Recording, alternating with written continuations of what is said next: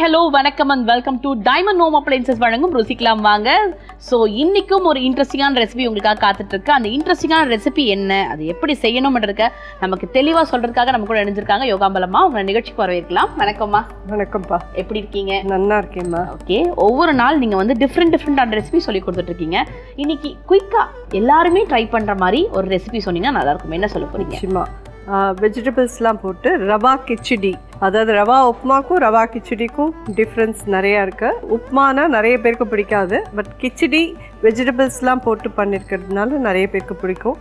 At the same time இது கொஞ்சம் நல்ல தளர்த்தியாக எப்படி பண்ணுறதுன்றது நம்ம பண்ணி காமிக்கலாம். Okay fine. உப்புமா அப்படிங்கிறது நல்ல உதிரியாக இருக்கிறது, அது வந்து உதிரியாக பண்ணலாம்.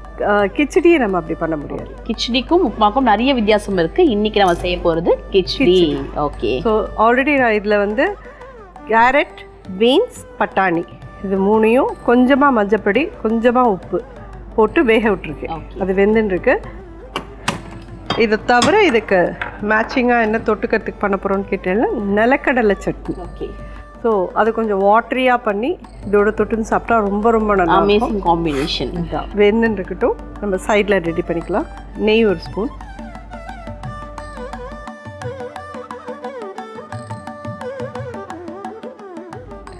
ரெண்டு ஸ்பூன் நெய் விட்டுருக்கேன். எண்ணெய் கொடுத்துருங்க.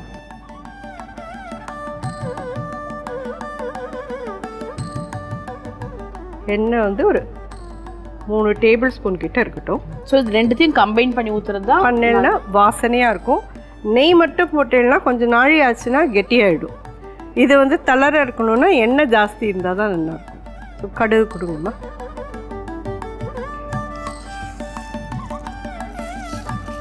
உளுத்தம்பருப்பு ஒரு ஸ்பூன், உளுத்தம்பருப்பு, கடலைப்பருப்பு,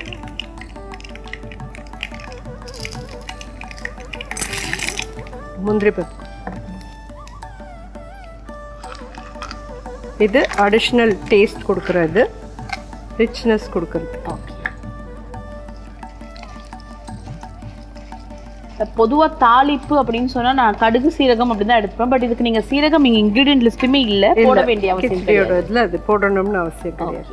ஒரு சிலர் கிச்சடினா இந்த ஓல்ட் ஸ்பைஸ், இந்த பட்டை அதெல்லாம் அது ஆட் பண்றாங்க இல்லையா, அது மாதிரி அது மசாலா கிச்சடி அது மாதிரி பண்ணுறதுங்கிறது. இது வந்து உங்களுக்கு நார்மலாக நீங்கள் கல்யாணத்துலலாம் சாப்பிடுவேல் ரவா கிச்சடி அப்படின்னு சொல்லிட்டு அந்த மாதிரி ஸ்டைலில் தான் நம்ம. Okay okay. பச்சை மிளகா ஸ்லிட் பண்ணிட்டு போடுங்க, பொடி பொடியாக போட வேண்டாம். ஒரு 4 பச்சை மிளகா போட்டிருக்கேன். இஞ்சி,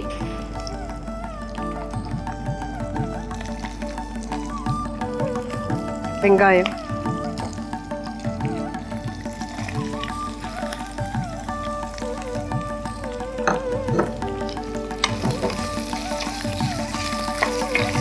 கருவேப்பிலை,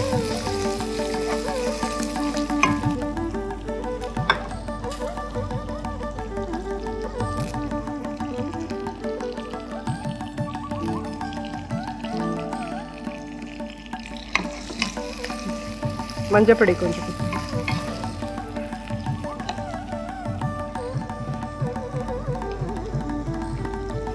ஒரு 1/4 டீஸ்பூன் மஞ்சப்பொடி இதுலேயும் போடுறேன்.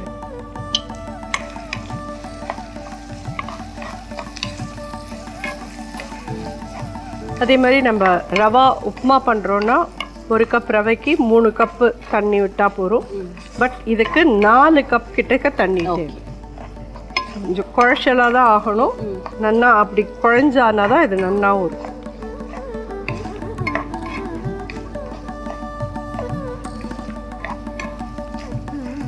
வெங்காயம் கொஞ்சம் டிரான்ஸ்பரண்ட்டாக ஆற வரைக்கும் இதை நல்லா வதக்கிடுங்க.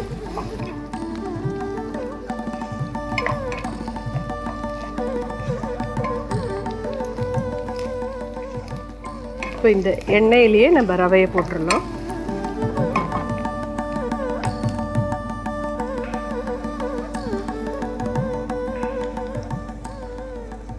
பெருங்காயப்பொடி,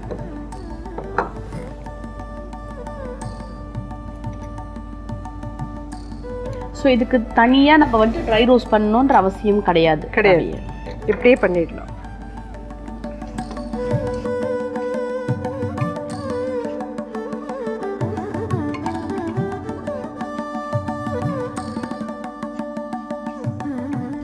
ஸோ இதுலலாம் மட்டும் கொஞ்சம் எண்ணெய் விடுறதுக்குலாம் யோசிக்கக்கூடாது. கூடாது. ஓகே. எண்ணெய் முடிண்டு கொஞ்சம் நல்லா விட்டேல்னா தான் இது நல்லா இருக்கும். இதில் இப்போ உப்பையும் இதில் போட்டுருணும். ஸோ தண்ணி ஆட் பண்ணுறதுக்கு முன்னாடி உப்பையும் ஆட் பண்ணிடணும். இதில் வந்து ஒரு சின்ன பிஞ்ச் தான் போட்டிருக்கேன் கரிகாயோட. அதனால இதில் ஒரு 3/4 டீஸ்பூன் கிட்ட போட்டுருக்கேன். ஓகே.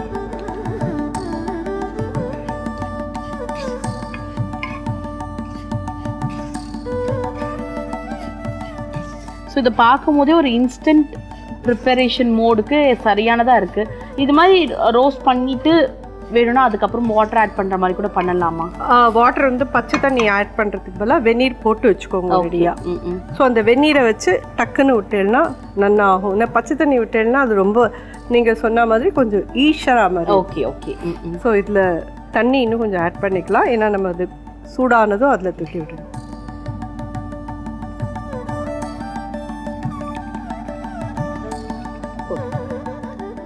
ஸோ இதில் 4 கப் தண்ணி தான்.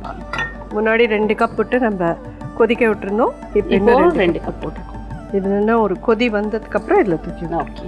ஸோ இது கொதி வந்து தண்ணி ஊற்றலாம். அதுக்கப்புறம் ஒன்று சட்னியும் செய்ய வேண்டியது இருக்குது. இந்த 2 விஷயமும் செய்யறதுக்கு சின்ன கேப்புக்குள்ள ஒரு பிரேக் எடுத்துருவதெல்லாம் தாராளமாக. ஓகே. ஒரு சின்ன பிரேக்குக்கு அப்புறம் தொடர்ச்சியாக பார்க்கலாம். நீங்கள் பார்த்துட்டு இருக்கிறது டைமண்ட் ஹோம் அப்ளையன்சஸ் வழங்கும் ருசிக்கலாம் வாங்க.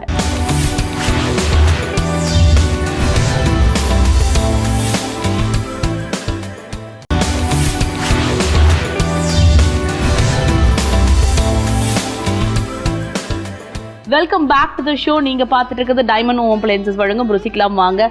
கிச்சடிக்கு தண்ணி தயாராக கொதிச்சிட்டு இருக்கு. சட்னியும் மறைக்க போகிறோம். தொடர்ச்சியாக பார்க்கலாம். ஸோ இது அடுப்பை சின்னது பண்ணிட்டுருக்கோம். ஓகே. அடுப்பை சின்னது பண்ணிட்டு தான் இந்த வெந்நீராக இருந்தாலும் விடணும். இதை நம்ம அப்படியே தூக்கி விட்டுடலாம்.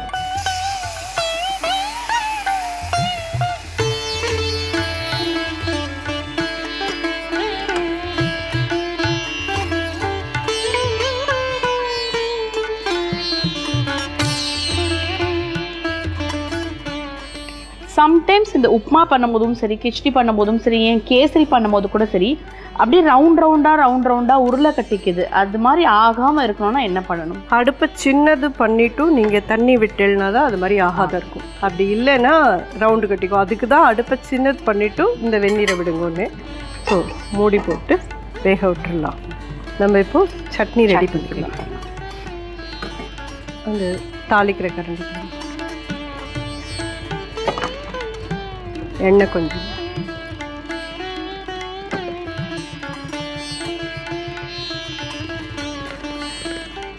மிளகாய். இது கொஞ்சம் நல்ல காரசாரமாக இருந்தால் தான் நல்லாயிருக்கும்.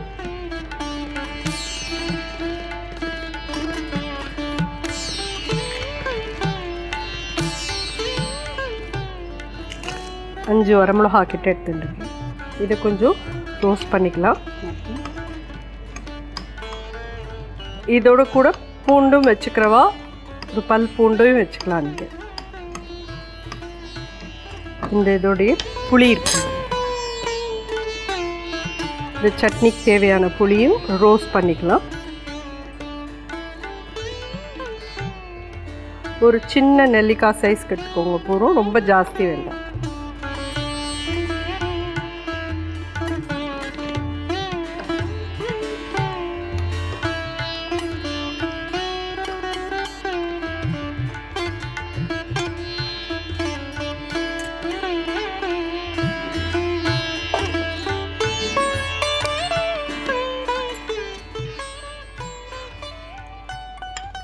இந்த புளி வரமிளகாலாம் எடுத்துக்கலாம்.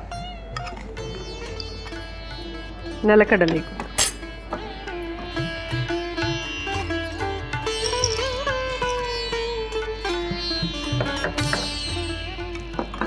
தோல் எடுக்காததாக இருந்தால் வறுத்துட்டும் ஆற விட்டு என்ன கையால் தேய்ச்சேன்னா தோல் வந்துடும். தோலை எடுத்துட்டு அரைச்சிடும்.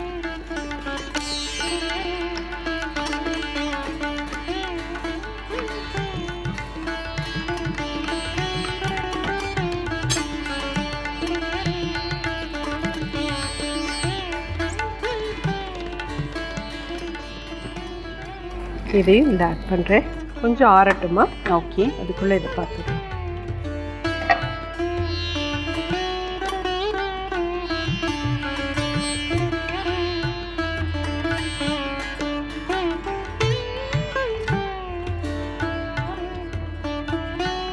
நல்லா கலர்ஃபுல்லாக தலை ஆல்மோஸ்ட் ரெடி ஆகிடுச்சுன்னு நினைக்கிறேன். Almost ready.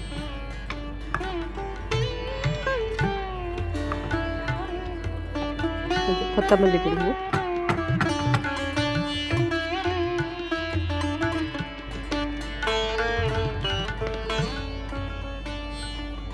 அடுப்பை அணைச்சிடுறேன். ஓகே. எலும்பிச்சம்பழச்சாறு,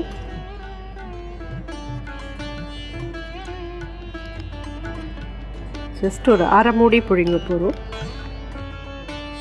ஆஃப் பண்ணிட்டு பிழியணும். ஆமாம். இப்போ மேலே ஒரு ஸ்பூன் நெய்.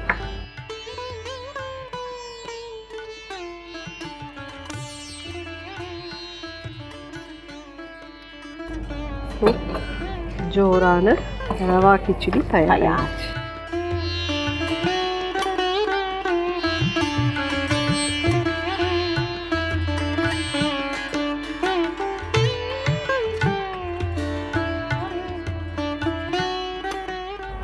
நல்லா அந்த எலுமிச்சம்பழம் நெய் எல்லாம் மிக்ஸ் ஆகிட்டு சட்னி அரைச்சிட்டு வந்து இதை நம்ம எடுக்கலாம். ஓகே.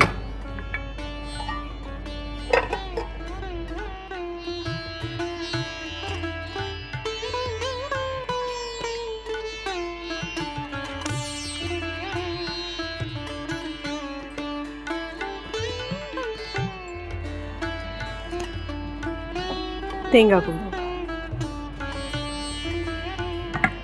ஒரு 1/4 மூடி தேங்காய் வச்சுக்கோங்க. உப்பு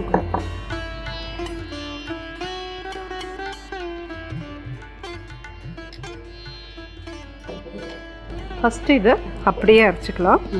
அப்புறம் தண்ணி விடலாம்.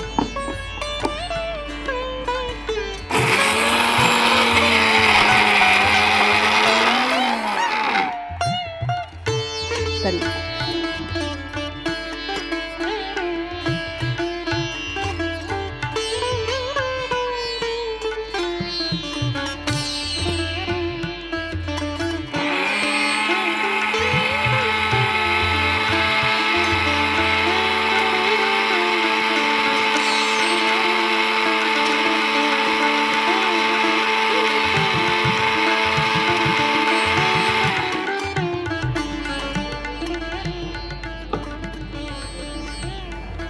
ஒரு கப் தாங்க.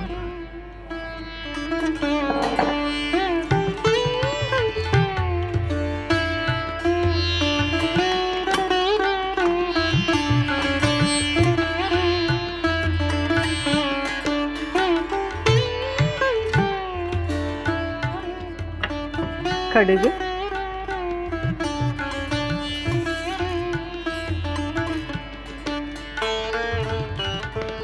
பெருங்காயம்,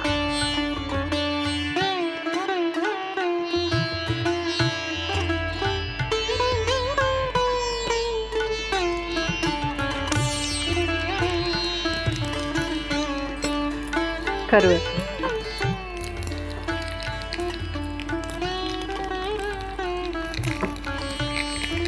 அடுப்பு அணைச்சிட்டு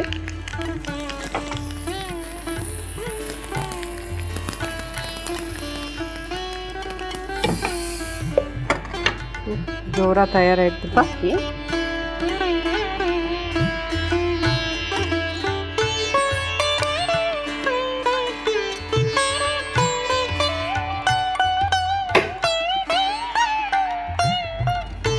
அமேசிங்காக வந்திருக்கு. இப்போ நான் என்ன சொன்னேன்னா, உங்களுக்கு ஸ்டிஃபாக நிற்கிது பாருங்கள். நான் செஞ்சேன்னா அப்படியே என்னதான் ஆனாலும் அது ஒரு அன்ஷேப்டாக அமீபா மாதிரி மாறிடுது. அதனால தான் கேட்டேன். இப்போ நான் இதை ஃபாலோ பண்ணி செஞ்சு எப்படி இருக்குன்னு சொல்கிறேன் உங்களுக்கு. இந்த சட்னி இருக்கு இல்லையா, அதையும்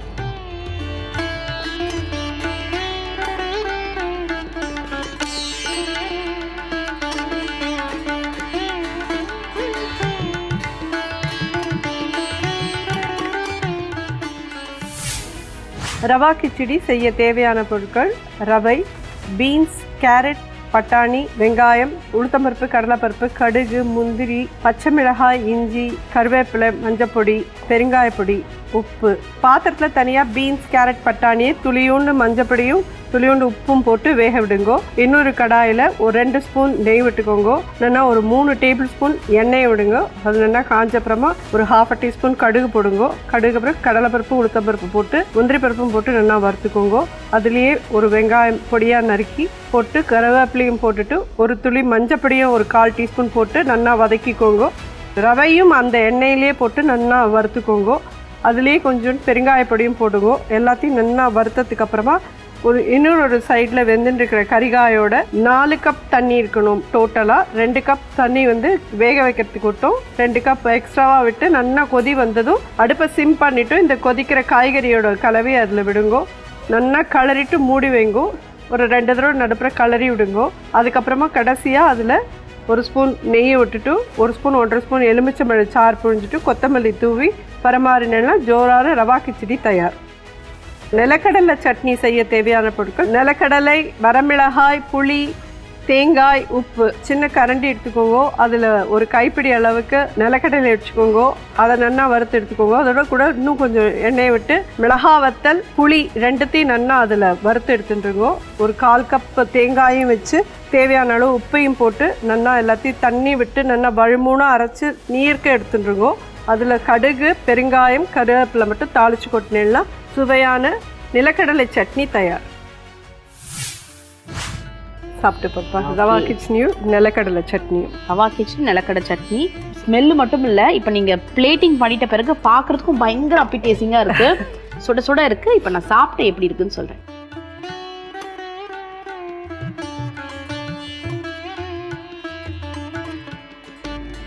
சூப்பராக இருக்குது. முன்னாடியே கல்யாண வீட்டில் மார்னிங் பிரேக்ஃபாஸ்ட் சாப்பிட்டவங்க எல்லாருக்குமே தெரியும் எப்படி இருக்கும் அந்த கிச்சடின்னு சொல்லிட்டு. இப்படி ட்ரை பண்ணி பாருங்கள், அமேசிங்காக வரும். கடலைப்பருப்பு நிறைய போட்டது, முந்திரி போட்டதெல்லாம் அந்த கருக்குன்னு இருக்கிறதுலாம் ரொம்ப டேஸ்டியாக இருக்குது. Must try dish. ஐயோ ரவை எடுத்தாலே குழந்தைங்களாம் கிச்சடியா உப்மாவான்னு யோசிக்கிறவங்க கூட இப்படி செஞ்சு கொடுத்தீங்கன்னா அன்றைக்கி செஞ்சிடலாமா அது செஞ்சுதா அப்படின்னு கேட்கறதுக்கான வாய்ப்புகள் அதிகமாக இருக்குது. So thank you so much once again. ஒவ்வொரு நாளும் அமேசிங்கான ரெசிபிஸ் எங்களுக்காக செஞ்சு தந்துட்டுருக்கீங்க. இந்த கிச்சடியை நீங்களும் வீட்டில் ட்ரை பண்ணி பாருங்கள். ட்ரை பண்ணி பார்த்துட்டு எப்படி இருக்குன்ற ஃபீட்பேக் எங்களுக்கு சொல்லுங்கள். இதே போல் வேற ஒரு இன்ட்ரெஸ்டிங்கான எபிசோடில் உங்களை நாங்கள் சந்திக்கிறோம். And this is me Kiruthika and then Yogambalam telling bye from you all.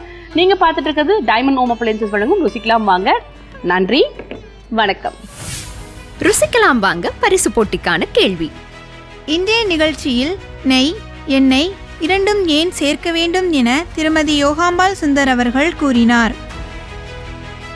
இந்த கேள்விக்கான சரியான பதிலை 15 நிமிடத்திற்குள் அனுப்பும் முதல் 10 நபர்களில் ஒரு நபருக்கு டைமண்ட் ஹோம் அப்ளையன்சஸ் வழங்கும் ஒரு பரிசு காத்திருக்கிறது.